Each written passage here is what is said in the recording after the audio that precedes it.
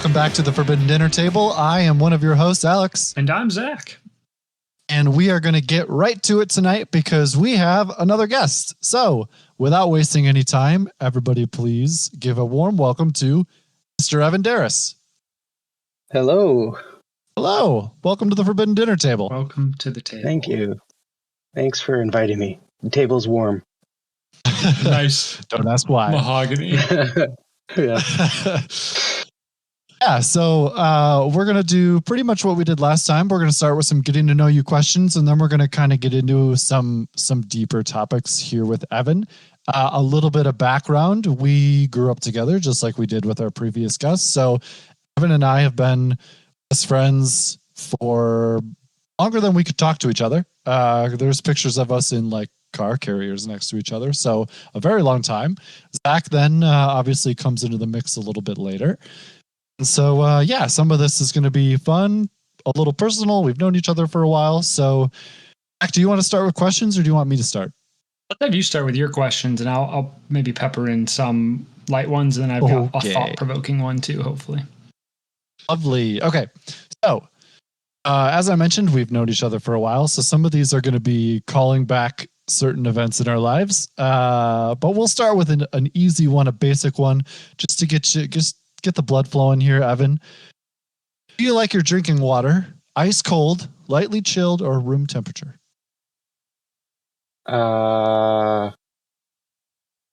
Lightly chilled. I'm a medium guy. Actually, newly warm water.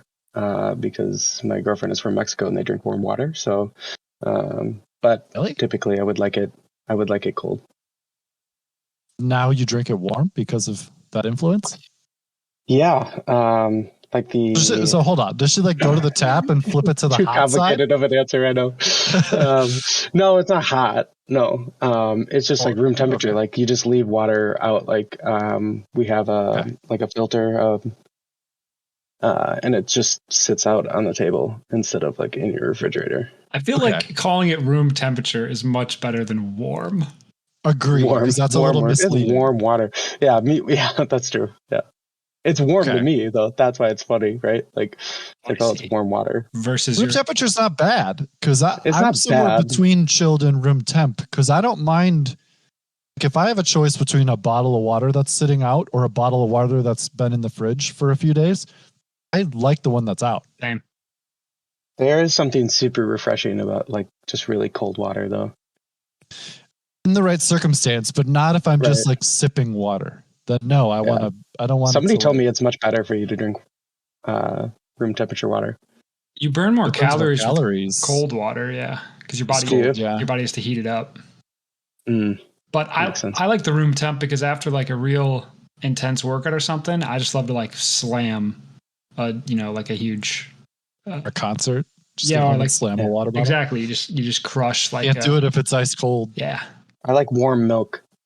Milk was a bad choice. Milk was a bad choice. Oh, okay. I didn't expect us to talk as much about that question as we did, but we're getting to know Evan. Yeah, if that's any didn't know that about me, did you? Yeah.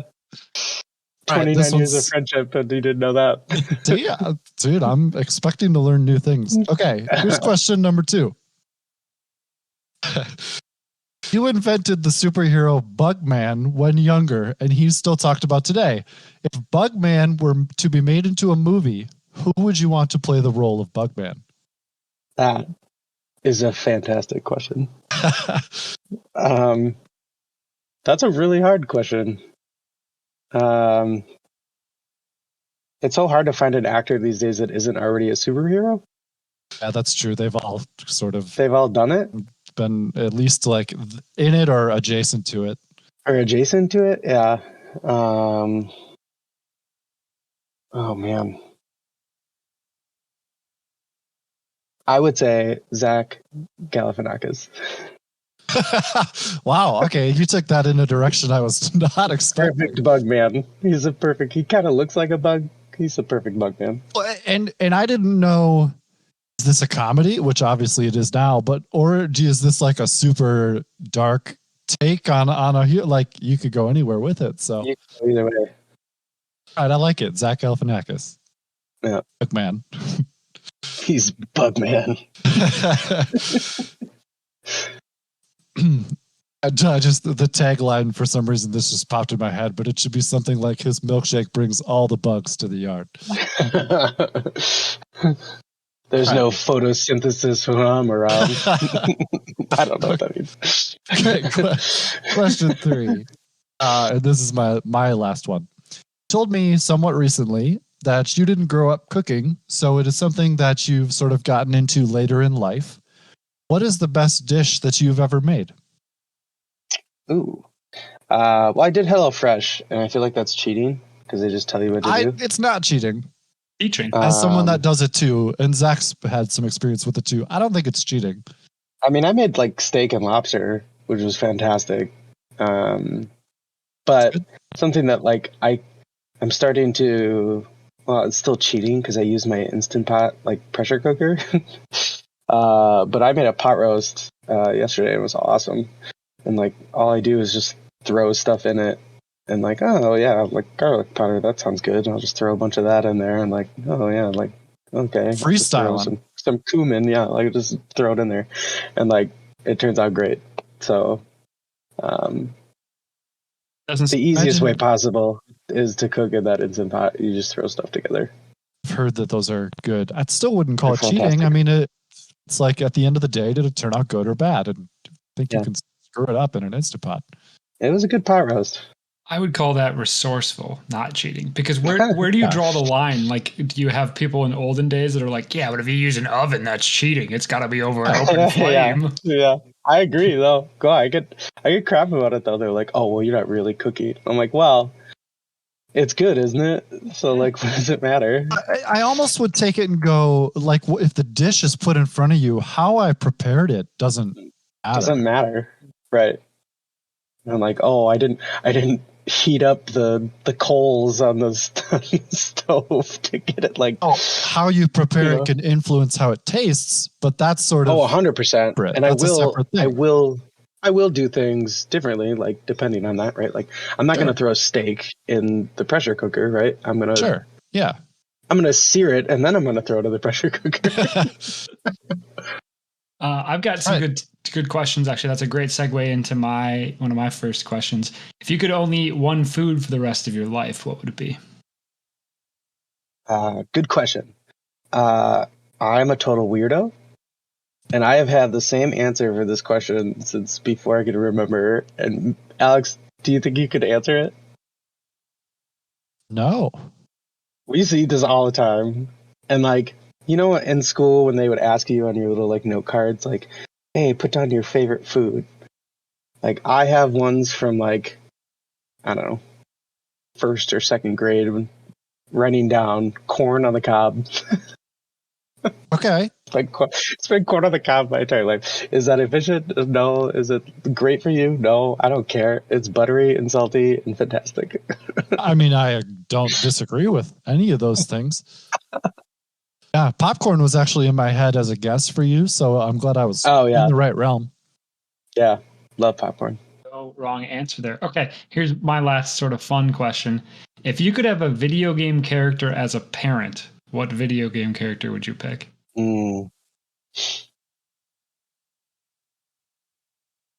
So you guys haven't played the most recent God of War. No. Kratos, though, isn't it? I would not choose him, though. He's... It would be like hard 2 hours into it. Yeah. Even 2 hours, you'd be like, oh, this is going to be rough for him as a dad. Like, I think, oh, now I can't even remember his name. The guy from Uncharted. Drake, right? Drake, yeah. Nathan Drake. There it is. There you go. Yep. Nathan Drake would be awesome, and you just get to go on like crazy adventures all the time. I have not seen the movie. Okay. I don't really want to. It looks fun, but I'm sure it's a departure from the game. Yeah, it's he was just super fun, and like the games are really awesome. So I think that would be a good choice. It's tough to name a good video game movie other than when The Rock starred in Doom. But honestly, I can't think of any good video movies. So. I'd have to sit and think Sonic about was it. Good. Sonic was good. Sonic was okay, yeah. The Pokemon movie wasn't bad. Oh, Detective Pikachu was actually like pretty darn good. Yeah, I thought so too. That's true. I don't know, I'd have to sit and think about it more, but you got more, or do you want? Let's change gears here now from fun to more exploratory, more interesting.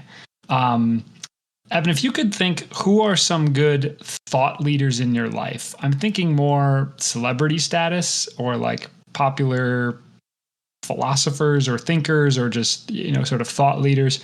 When you have a question on your mind, who's one of the first people sort of in the famous realm that you go to would be like, I wonder how this person has thought about answering this problem, whether if it's a new age or if it's a historical problem? What's some of the first people that come to mind?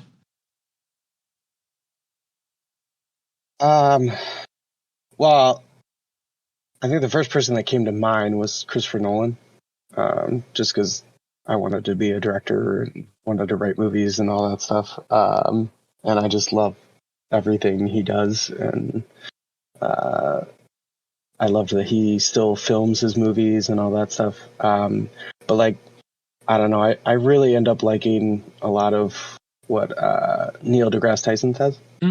He's a good one.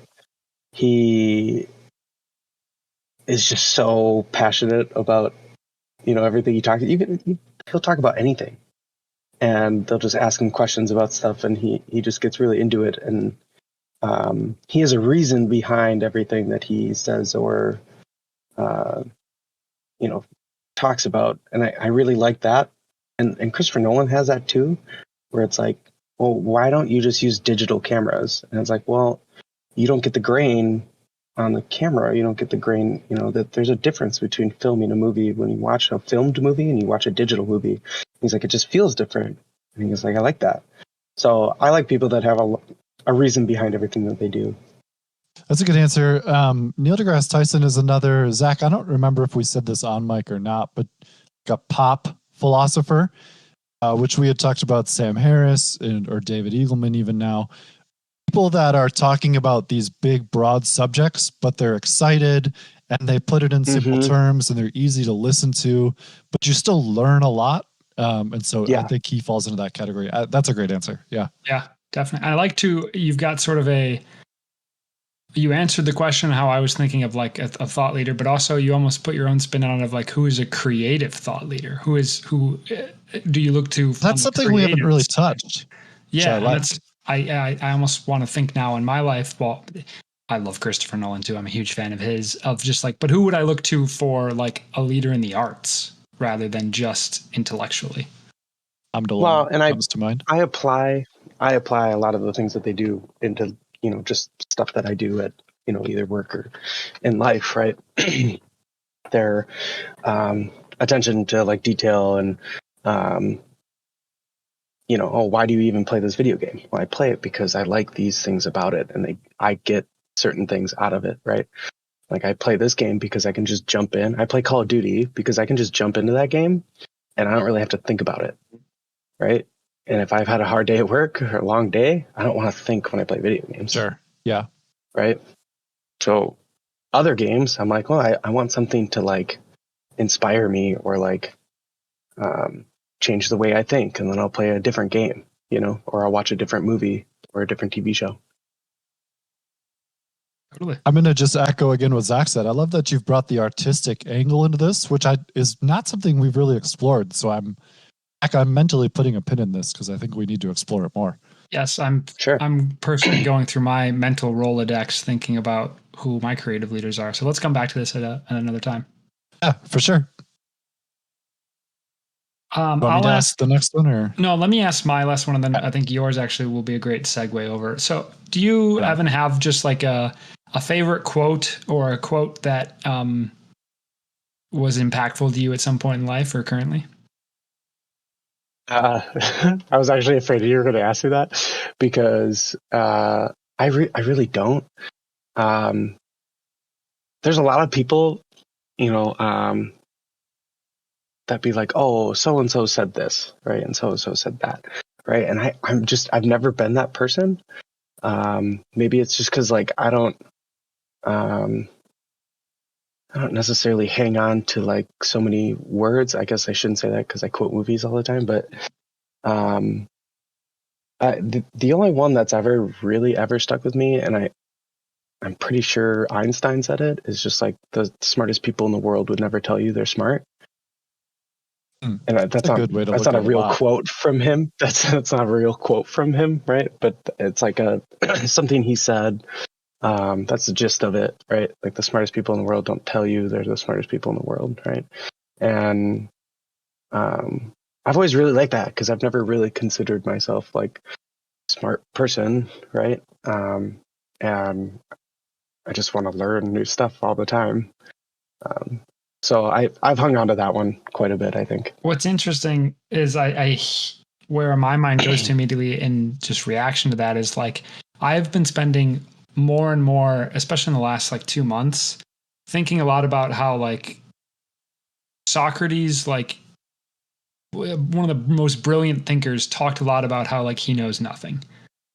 And like how he had this view that was like, the more he seemed to learn, the more he seemed to question and truly like, he sort of acknowledged just like a gap, right? Of like, there's all this stuff I don't know. The more I'm learning, the more I realize I don't know. And like, he constantly just talked about being the one that was like, how he talked about how unintelligent, or that's the wrong way to put it, but like how lacking he was in those areas, even though he was clearly a brilliant thinker. Actually think about that a lot. The more you learn and the more knowledge you obtain, the more you realize what you don't know. 100%. The ocean of unknown only gets bigger the more that you learn. That's why there's a great analogy I heard from Mark Manson, the writer, where he talks about, if you imagine like a circle of your own knowledge and the barrier, right, of that circle, as your circle gets bigger, what it's all touching of the unknown grows. So as your circle of knowledge gets bigger, it's how it's touching the unknown is a larger amount of surface. And I think it's a good visual way to sort of picture what we're saying. Yeah. And I totally agree. I don't, like, the more stuff I learn, I'm like, oh God, we don't know. I don't know so much. Well, and people's fear of saying I don't know, like, it's kind of my favorite thing to say. Yeah. I'm glad you said that too. Right? Smarter people have no problem saying, oh, I don't know that. And then we'll go try and find an answer. But yeah, it's okay to not and know. then I find when I feel the dumbest is when I think I know something, right? Yeah. And it obviously turns out to be wrong, but like, I'm like, yeah, that was really dumb because I didn't know that, right? I didn't know that for sure. I thought I knew it, but I didn't know that for sure, you know? You can get burned a little bit if you stick yourself out there a little further than you should. Yeah. Yeah. David Eagleman, you referenced him, Al, the neuroscientist, sort of, I'm big fan of his. I'm reading his books right now. He talks about how, or has referenced in the past, nobody likes to be wrong, like in the moment, right? But it's actually a great feeling to know that you were wrong in the past, because it usually means you're closer to being right, because you've moved from an incorrect state. So now I think about this now, like, I don't like to be wrong, but I like to know that I was wrong. Yeah. Yeah. And even if you just take a step from that position, you're more right than you were. I got this new job, right? And it was drastically different from what I was doing before. And what I was doing before, I was very confident and I knew what I was doing, and I was training other people on how to do stuff, right? So, you know, they came to me because I knew the stuff, right? And in my new job, I went to something I don't know at all, and like I spent like a good 2 weeks. It was brutal, to be honest. Like, it was really brutal because I have no input. I can't really, like, I'm in all these meetings and I can't really talk about anything because I don't know. And I offer up suggestions and they're like, no, we're not going to do that. I'm like, oh, okay. I'm trying, you know, and then everything started to click and I was like, oh man, thank God for those 2 weeks where I was just a sponge of gathering information from people and like learning all these things. And now I feel a lot more confident in what I've learned. Right.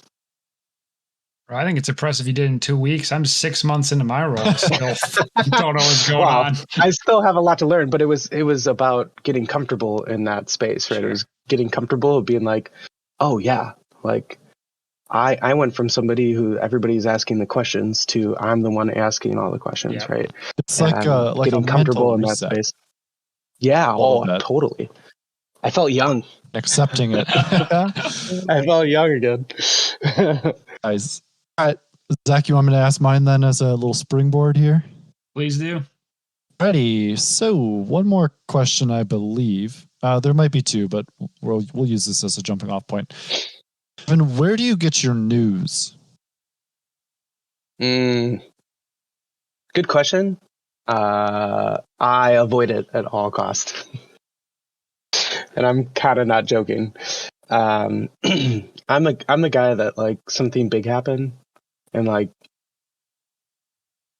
I didn't know that it happened, which is probably a bad thing. Depends on your motivation for doing that, I guess, but it's kind of an emotional thing. Like I spent a lot of time in college like upset about all the things I was learning. Like because political you're talking, or yeah that, and like just what the news is feeding you. I worked in news, I was in broadcasting, and like I hated it. It was really boring, and it was kind of just like information for information's sake. Like nobody really needs to know that, right? It's just, oh, this happened, right? Like, oh, okay, they caught a drug dealer last night. Like, okay, like how does that help me? Doesn't help me. Does it make me feel better that the streets are cleaner? Like, not really. I don't know. I didn't get anything out of it. And if John Oliver's a really good example because I used to watch him all the time, and I have to stop. I had to stop because I was getting like angry. I definitely understand that. Upset. I was just getting upset because I was like, nothing is getting solved. We have more problems than we have solutions, and I would love to be, the person to like fix all these things, but I'm not going to be that person. Sure. So I kind of avoid it. Like, listen, if something's really big, obviously, like Russia and Ukraine, right? Like, I heard about that. I was gonna say, did you know there's a war going on? yeah, of course. But I have like no details on it, and like there are people, and you guys might be these people that would say that, oh my God, like what a shame. Like it's your civil duty to like learn about the news and learn about what's going on. And I would argue nobody's learning about the news. Nobody's learning about anything that's not biased, and nobody's learning about anything that isn't touched by somebody who has an ulterior motive to what they want to show you. Those are important things to keep in mind. I'm somewhere in the middle. So, and if we had talked a year or two ago, I'd probably have a completely different answer here. But I think it's good to be informed, but you need to know all of the things that you just said. There's ulterior motives here. There's other biases, and there's a line to be drawn between this happened, which I think you said as well, versus here's how this particular newscaster feels about it. And I really only need the this happened part. And then walk away, because I totally identify with like listening to news and getting upset or just getting angry. And I think a lot of people do this.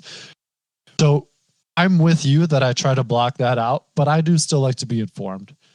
So I've just tried to find sources that give me what's going on and as neutral as possible. And then I turn it off, and that's that. Don't let it ruin my day anymore either. Yeah. I try not to let it ruin my day, which is kind of why I avoid it. I used to get it a lot from like Reddit, because I could find an article and then I would actually read a lot of the comments that people are making, and then like they'd be like, oh, well, this is total nonsense. Like, I do this. Read this article, and it's a complete opposite, right? Mm-hmm. And I found myself going down like black holes of just like, oh, okay, so like one side is saying one, and the other side saying the complete opposite. So like, what's the actual truth? And I think all of this is driven from the fact that like, a good question that people ask is like, if something big happened, let's say like aliens, are discovered or something like that, like, would you want to know? And like, say we will never have contact with them. Like, would you want to know? And I would say yes. Yeah, 100%. I would want to know, because I want the truth out of everything. Like, I don't care if it's the most upsetting thing ever. I want the truth. Like, no matter what, even if it's bad. And like, I feel like people don't like, it's going to hurt you and it doesn't help you in any way to like learn that truth. I can't trust anything that is told to me is the truth anymore. Yeah, I hear what you're saying. I think Zach and I have proven throughout this podcast that we are very curious people and would kind of always want to know truth or news. But then it's like we have filters that we have to pass all of the information through. A lot of things get weeded out or stripped down, and then I kind of leave the emotional parts, on the floor. But I get what happened typically would be like the goal. Yeah. Can I ask, Al, I'm curious, do you listen to local news at all? Do you do Texas news? A little bit. It always comes on like first thing when we turn the TV on. It'll like go to channel 1 and it's local news. So sometimes I'll listen to it for a little while, or I'll get like, I'm by Facebook, follow some local news. So I'll get it like that. But all the other stuff now is more like, I don't watch CNN or the national Fox or MSNBC. I don't watch any of that anymore at this point. So all my national news is through like podcasts or a little bit Reddit, like Evan was saying too. I have my people that I trust, and so I kind of go to them. That is one change I made semi-recently, is focusing a little bit, at least trying to give more of my space to local news and listening to Minneapolis or Minnesota Public Radio. And one, I just think it's hilarious that they're like talking about the walleye counts and things like that, and these like obscure bounties. It's just funny to, like, this is what's the radio airtime. But also like it I just feel a little more connected to it rather than the sort of super high level national news, which I still try and keep a little bit of a pulse on. But I totally get where you're coming from, Evan, of like feeling like you're just getting told this stuff that is like information for information's sake. And it's like, well, what do I do with this other than chat with people around the water cooler at it? There was an interesting video, and I can't speak to exactly what it was, but it was a video of like, I always used to think, okay, the local news stations are like totally out of the loop. Like, it's better to watch them because it's kind of like a lot more unfiltered, right? And then there was a video of, it was like Fox News making a comment about like something they had done wrong.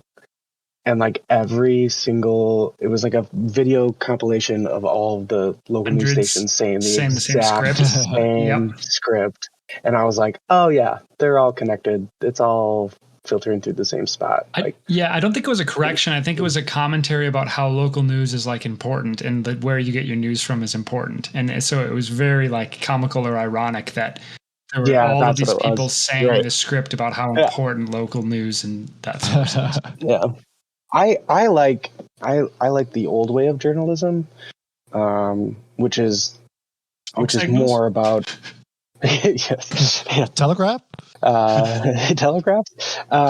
No, which is more about the holding people to integrity, right? Yes. Like when the government fails you for holding up integrity, like journalism used to be an outlook of like, hey, they would do investigations and they would find out really awful things about stuff. And like, I don't think that's happening anymore. It's more like the news people are the ones doing that awful stuff, and someone needs to do like major journalism on the news stations, right? A good example is from the movie Spotlight. Yep, I was thinking too. Spotlight or Waterdeep. Yeah, exactly. Watergate, excuse me, not Waterdeep. Watergate, yeah. But yeah, that's. I wish things were more like that, because the hard thing is that there still might be a bias there, but it's about proving how bad people are, but proving that somebody's doing something wrong, and they're the ones that get the answers out of it. And it's like, if you think about it, if they didn't do that work, who would have ever done it? Yeah, and there's still investigative journalism, but I think you have to apply one of the filters, which is just, what's the motivation for this story? Who are they maybe trying to go make look bad, or right? Good conversation. Yeah. It was meant to be a jumping off point, so I'm glad we jumped off. It does go into one of the topics I wanted to bring up, which is what your parents great segue. and teachers. Yeah, what your parents and teachers told us was not necessarily correct. Right. So you had brought up wanting to discuss things that you sort of learn about later in adult life, that you realize what people were telling you when you were younger was maybe not true. Your example here, and we could talk about each of these and more that come up, but Christopher Columbus is a good example, because you sort of learn he was this amazing guy that discovered America, and then you find out it wasn't so great. There were already people here. Now, that one in particular, I still understand the significance of him. Maybe he shouldn't be celebrated as much as he is. No, we have a day for him. Yeah, I don't understand that. All of the things that we dealt with in our country had something to do with the things that he was doing, right? Well, and opening up North America, especially at the time, to like Europe, that world is very significant. He basically came over and opened the door. Yes, but he also wasn't even the first person here. Also true. Right? Also true. So like there's all these things, right? And like I don't know the truth, right? I don't know how this stuff was found out, but it's hard to go and like potentially discover these things and then feel like you weren't cheated. Yeah. Like, how can somebody in a classroom say these things when they didn't do the research? They didn't actually find out if Christopher Columbus was the one. We had songs about this guy. Like, and maybe he wasn't as bad as we think he is, right? But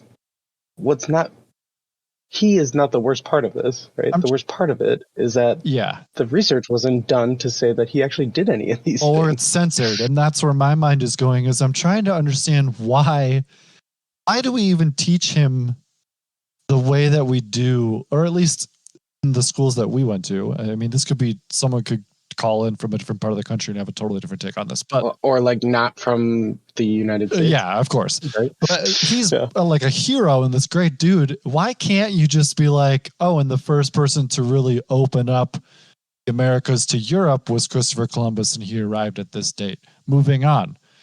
Why do we take so much? I mean, we all know the name of his 3 ships. Why? Who cares? Yeah, well, I do wonder if that's specifically an American thing. Mostly because we find this need to like glorify these people and to think that they're so great. I mean, even our forefathers, right? Like, weren't the greatest guys ever, and like we find the need to glorify these guys. And like, why can't we just take them for flawed people like everybody else? Yeah. And just like, oh yeah, they were flawed people, but they had really good ideas. Right. And especially with the like the founding fathers, they're flawed people, but I think it is important to recognize the good things that they did.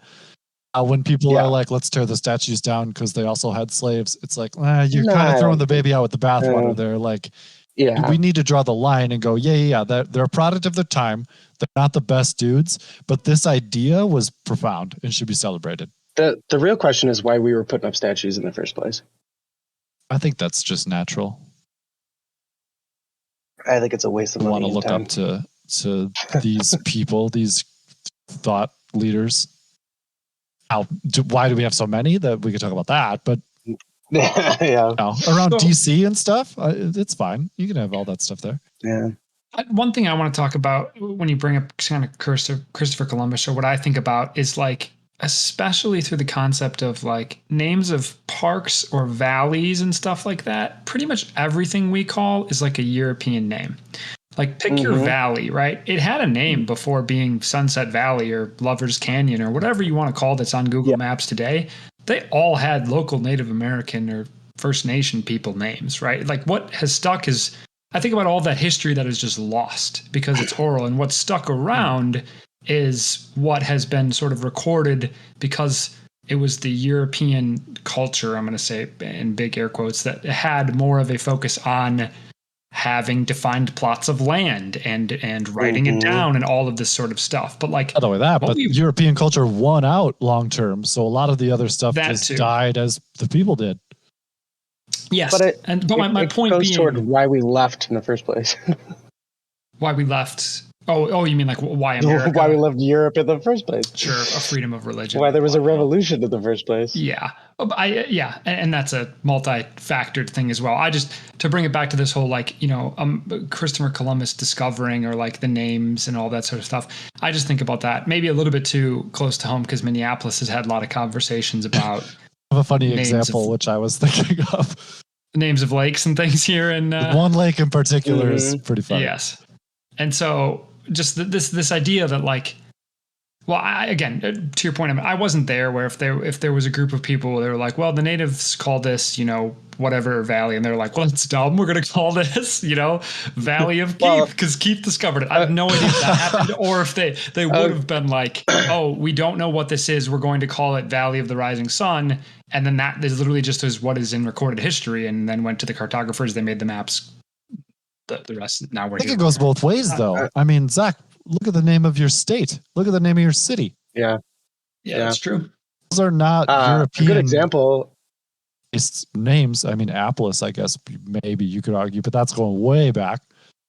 It's Greek, isn't it? Polis city. Correct. Yeah, and Mini is water and Native American. Correct. So you're merging things there. Milwaukee is also not. It's not a European name. Exactly. So a lot of this actually.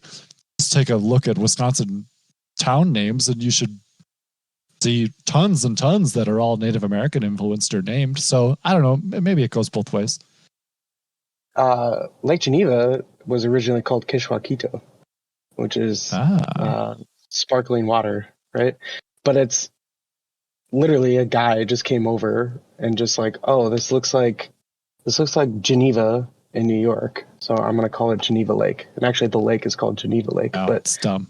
Geneva Lake and Lake Geneva. Yeah, and then the city is Lake Geneva, and then the water is called Geneva Lake. It's a whole thing. But he just came and named it, and then because we took over, like that's the name of it now. Yeah, but that's an example of that, and then there's other examples of like, I don't know, Economawalk. It's like, okay, well, that's a Native American name that just for some reason were changed. And maybe they got introduced and said, this is Economawalk.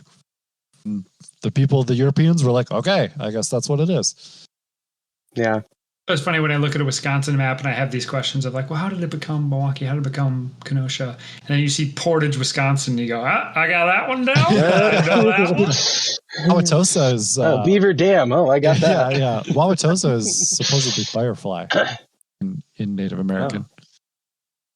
So there's a lot of those. Well, going back to the original topic, I think it's just it goes kind of back with the news thing where it's just like it's just misinformation, right? Yeah. And I don't have a solution here for like what we should do, but like this one's weird. I think the biggest solution. I don't understand the biggest solution is for people to just say I don't know. Oh wow, like, that's people true. Are like, yeah, I don't really know what this guy did. He could have done all kinds of things, right? But what we do know is that he came over here at this date in these stupid ships, right? Like we know that information. What he did when he was here is up for debate because some people say he did this, some people say he did that, right?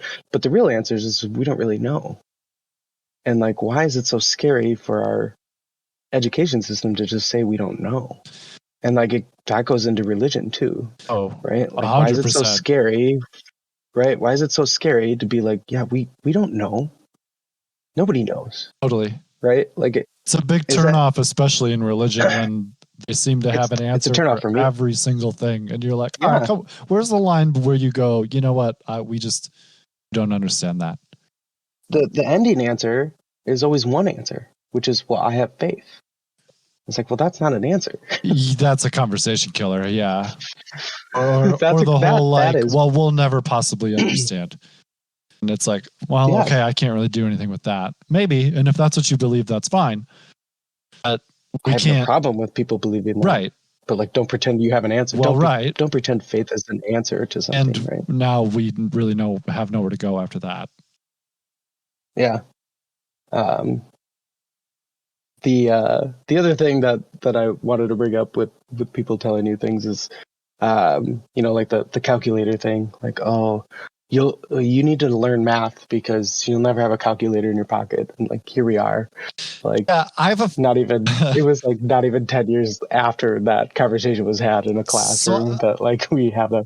Totally. I have a funny reaction to this one because there's two sides to take and I understand both sides. Number one, they couldn't possibly have known that we were literally going to have a calculator in our pocket 100% of the time. Yeah. I'll cut them some slack there. However, let's just say early 2000s, late 90s, as we're growing up, they're telling us we won't have a calculator everywhere. Like accountants didn't have calculators on their desks. Like they were still everywhere. Right. Maybe not in the form of your phone, but like they're around. I see both sides. The real question though is like, is it justifying useless education or is it justifying useful education? Like should we still learn how to do all this math and like you should know how to do all this stuff? Well, or is it just like somebody somewhere decided that this needed to be taught to everybody? I think it's important to have the foundation. Then you can start learning how to properly use a calculator, and that's a lot more valuable at this point. How about teach me how to freaking do my taxes? 100%. Yeah. Well, and the answer too is like, if I'm in any career that's numbers related, there will definitely be a calculator around. I'm out in the field farming. There's not going to be a calculator around. That's fine. I don't need one. Again, if I'm an accountant, there's definitely going to be a calculator around. There's definitely. But you need it there, right? As a farmer, you might. That's what I'm saying. Yeah. Yeah. I guess my real question is okay. So they do this, I think, in other countries. I don't know for sure, but I think in other countries they're trying to prepare like a smartphone youth, right? So like their motivation for education is not necessarily like what we do, which is we just want you to get good grades and get into a good job, and that's it, right? Like there is like, hey, we want you to be like good citizens, like good upstanding citizens and know how these things work. Like I want to teach you how to do your taxes because we want you to file your taxes correctly. The motivation's different, and I like where you're going. The motivation's way different, and it's not a good motivation. The good motivation, because I heard a comedian say this one time. He was like, America has stupid, confident people. Like, I kind of agree.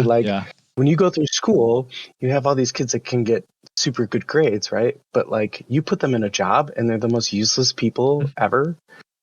And you're like, oh, okay, well, he was really good in school, so he should be good at this. It's like, no, but you didn't teach him how to be good at this. Yeah, you taught him how to. Zach and I talk a lot about how to answer questions, learning how to think, learning how to problem solve, and like that's the foundation to everything else. Because now you can take that to a job.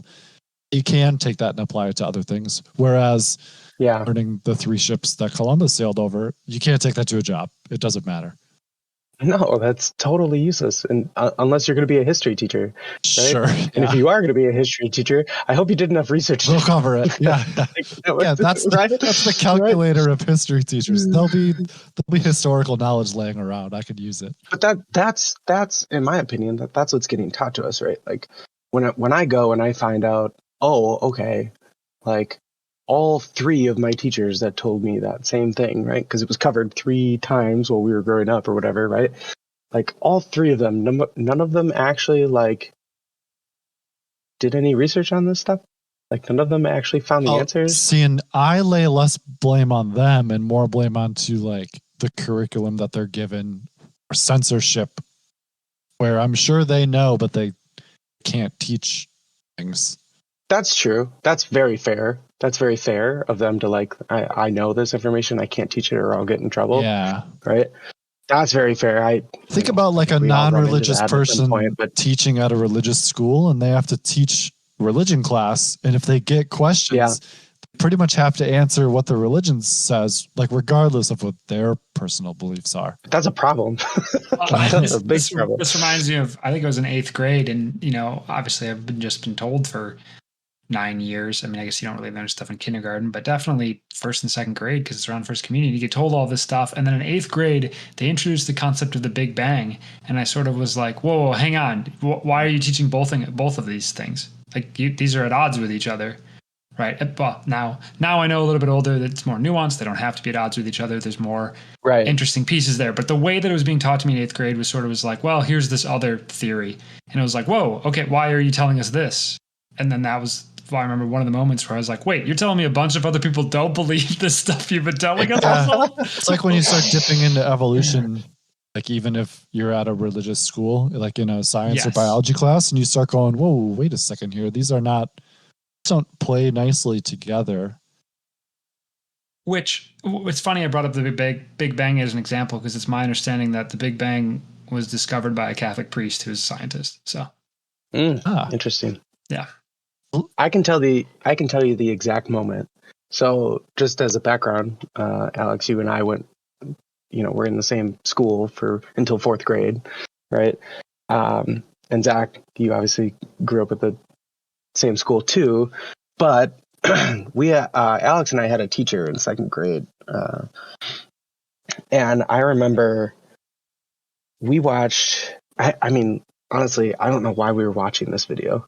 This is a whole nother topic of like the violence of Christianity and like why that's getting taught to kids so young. But we watched the crucifixion of Christ, like the full on crucifixion, like nails in hands, everything. It was really like kind of traumatizing almost. You're 2nd grade, so you're like 8 years old. Like, why are we watching this? But I remember watching that, and then I was like, oh, Jesus was Jewish.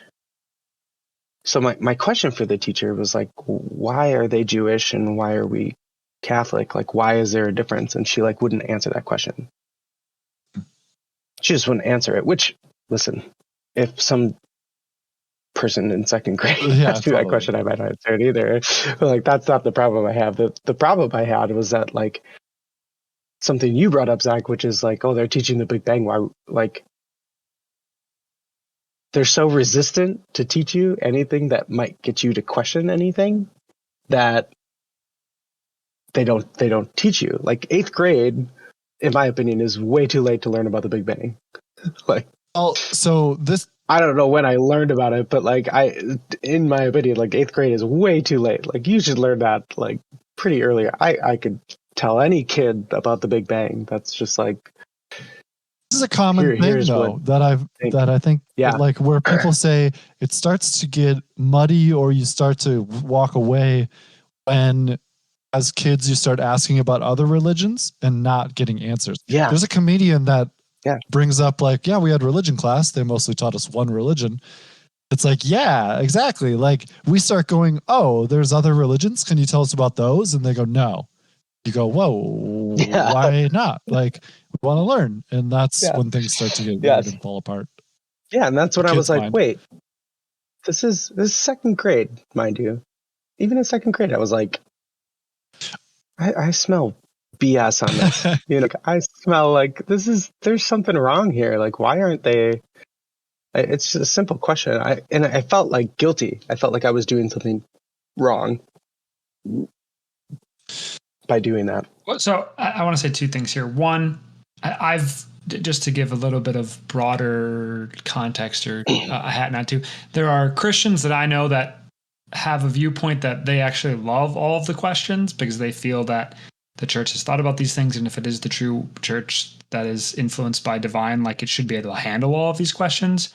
And then I know Christians that sort of fall into the camp of like, well, it just comes down to faith. So as much as I've had a similar experience, I've also more recently found that you can't paint with too broad of a brush because some people invite the questions and others don't. That was point number one. Point number two, to get back to, Evan, your question of things authority told you that isn't true. I have two examples of things that when I reflect, or like I was surprised to find them out later on, to be like, wait, you left a lot of stuff out when I was learning about this as a kid. Ooh. Yeah. One of them makes sense and one of them does not. The one that makes sense that was left out is, I remember when I was a math tutor for 6th to 8th graders, I would always ask them, what did you learn today? I was an after school math teacher, and I would ask them, what did you learn about today? Just to like be curious what they're teaching all the kids and be like, oh yeah, I remember learning about that. And one day they came up to me and they were like, Mr. Zach, we learned about the Nazis today. These guys seemed like pretty bad guys. And I was like, just wait until you get to high school and you actually learned what they did. Like, but then, and this one again. Just wait. Spoiler alert, it doesn't get better. Yeah. And then in college, learning a little bit more about them. Now, this one makes a little bit sense because the level of gruesomeness, right? Like, I remember learning end of high school, college, like the twin experiments that they were like manipulating human bodies, or like forcing prisoners to drink antifreeze and then throwing them into water, like freezing cold rivers. You can sum all this up as Operation Paperclip. Is the name of the U.S. government's findings of all of these experiments. Yeah. It's called Operation Paperclip. It's all the data that we got from them. And if you read through it, it's horrific. Yeah. So that one is one that, like, okay, you get a little bit of a dip of your toe into the pond as a child. And then because I don't think your psyche can handle it. And then you get more and more as you get older.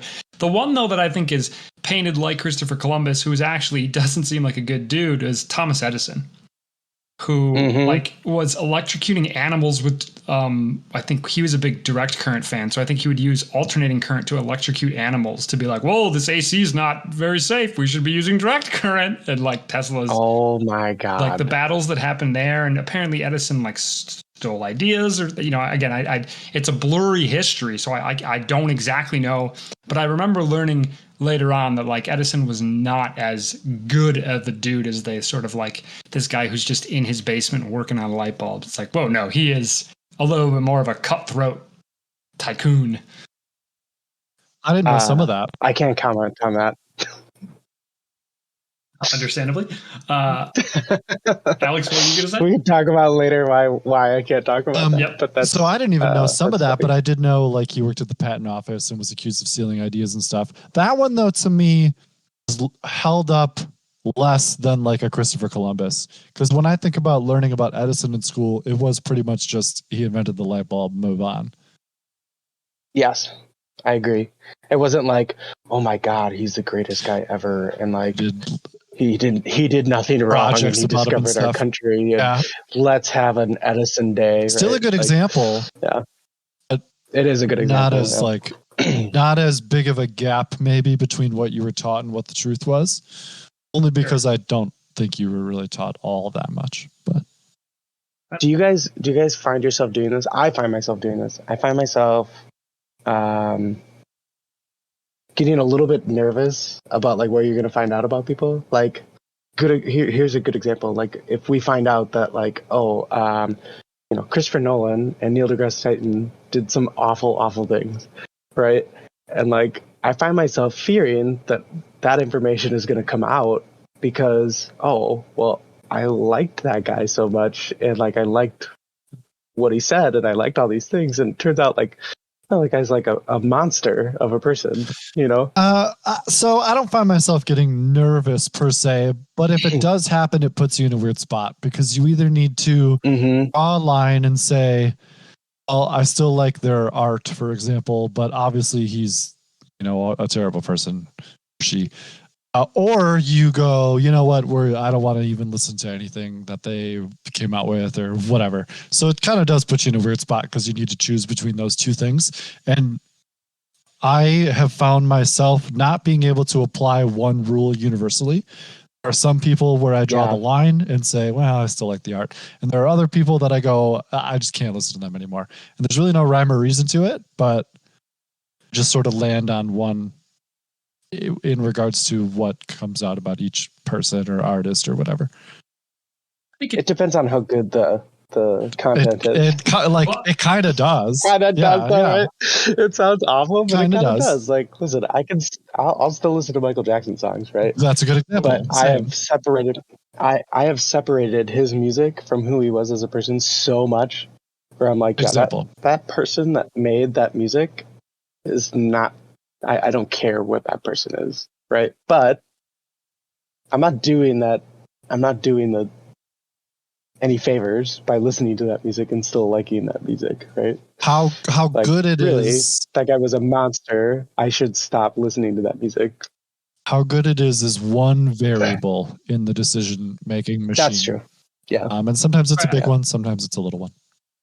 I was going to say, I think to me it's sort of the level of egregiousness of the act, because Andrew Yang, when he was running for the Democratic nomination, which he didn't get, he talked a lot about how we live in a modern time where so much stuff is saved digitally that we are constantly going to be, things are going to come up from our past more. It's just going to increase as social media has increased and just data servers increase of all this sort of stuff.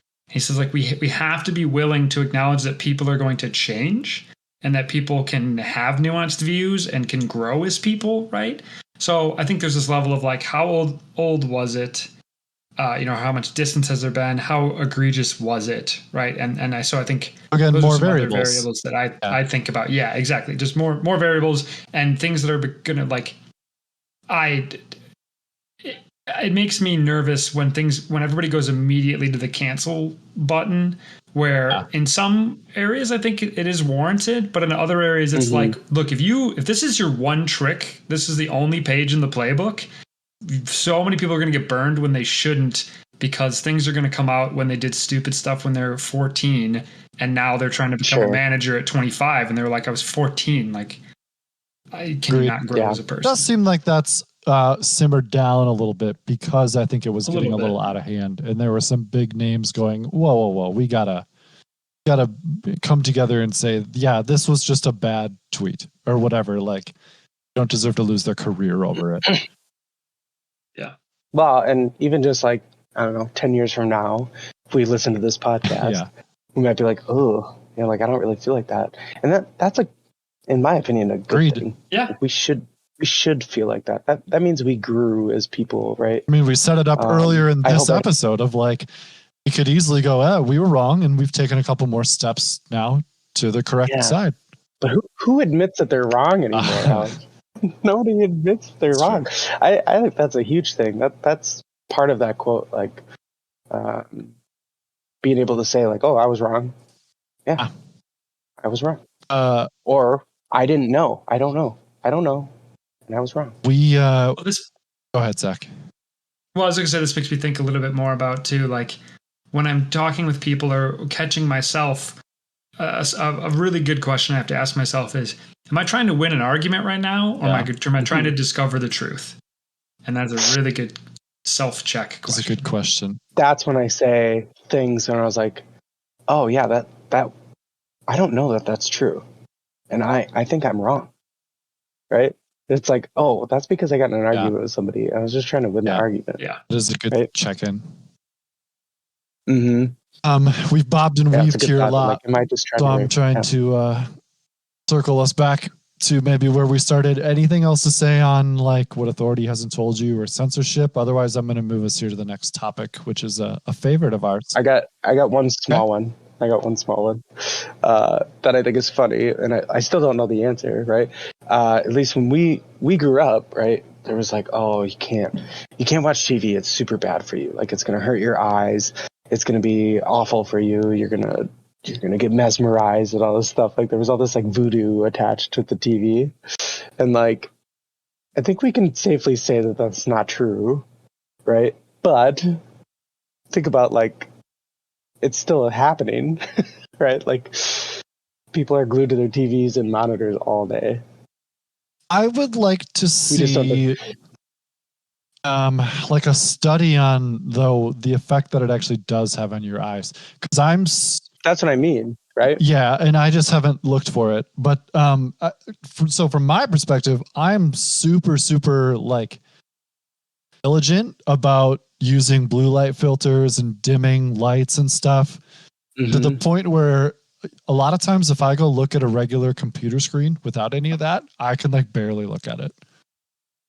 Like, because it's too bright. It's too bright. It hurts my eyes. So I would just be curious. I'm not saying that you're wrong. I'm just saying I would love to see like a study that says long-term unfiltered monitor use causes this sort of decline of vision. And maybe the point is it's negligible and it declines, sure, but not by that much. So I would just be curious. But that is a good point that was something that was talked about a lot. And for me, it hasn't really had an effect. But I am like super diligent about protecting the eyesight that I do have. I think the point I was trying to make was that was such an assumption, right? Well, that was just a huge assumption. Where I thought you were going to go with this, Evan, is like, don't sit too close to the television. And now people are putting VR goggles on that are like, hey, look, your screen's into your eyes. That's true. In your eyeballs, right? And like, even part of me, when I put on my VR headset, like I think about that. I think like, oh, this could be really bad. And like, I would love to see. The point being, like, they made assumptions that was really bad for you, and we don't know that. We just don't know. But it could go either way, but we don't know. I'd love to see like what's the eye version of like tinnitus, because equally it was don't listen to loud music, be careful with your headphones, which has proven to cause hearing loss and tinnitus and all of that. So I don't know what the eyesight version of that would be. Yeah. And listen, I wouldn't be surprised. None of that would surprise me. But all of these things that we're just making assumptions on, right? And then we're preaching to our kids. I laugh at the like, you don't know. That's true. I laugh at the ones that are like, don't read Harry Potter because it's demonic and all that kind of stuff. And it's like, what? Oh, well, yeah, that was a religion thing. I know, but those always just sort of make me laugh. The Bible's fine. Yeah. The murder and incest in the Bible school. Oh, yeah. Harry Potter, draw the line there.